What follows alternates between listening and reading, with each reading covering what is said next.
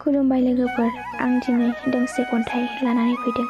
खन्थाइनि मुं नंखाय रादाय। खन्थाइखौ लिरदों उषा रानी ब्रह्म आरो खन्थाइखौ आवरायदों जावलिया सिमां। फैदो बिदिब्ला बिथांनि खन्थाइखौ खोनासंलांदिनि।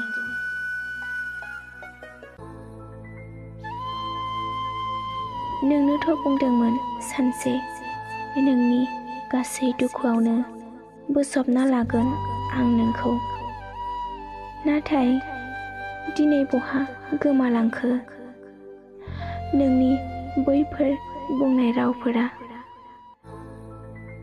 बिखा गावदों दिनै दुखु मोनदों, मेगननिफ्राय अखा हादै बायदि दुंब्रुद बोहैबोदों। बै गेलेमनो रोङै गुवार अख्रांजों समान नोंखौ रुजुननानै गावनि गासै अननायखौनो बोजबना होदोंमोन आं नोंनोनो। बेनो आंनि देरसिन गोरोन्थिमोन जानांगौ।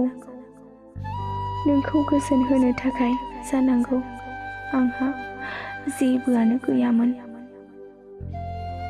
नोंखौ अनसायदोंमोन आं जेबोला नों हारसिङैमोन।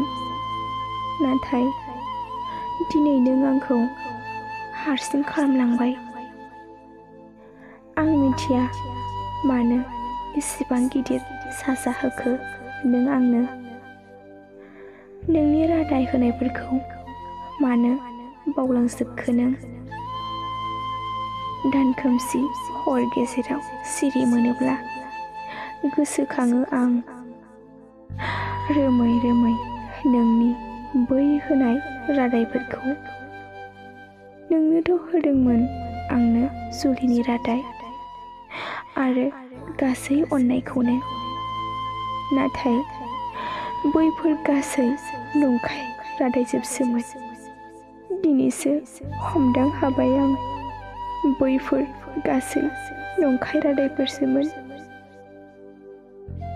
एसेनोसै, गोजोन्थों। खन्थाइखौ मोजां मोनदोंब्ला लाइक, शेयार आरो कमेन्ट खालामदो। लोगोसे जोंनि जावलिया सिमां इउटुब चेनेलखौ साबस्क्राइब खालामनो दाबाव। आरो फेसबुकआव नायदोंब्ला जावलिया सिमां फेसबुक पेजखौ लाइक खालामनो दाबाव। गोजोन्थों।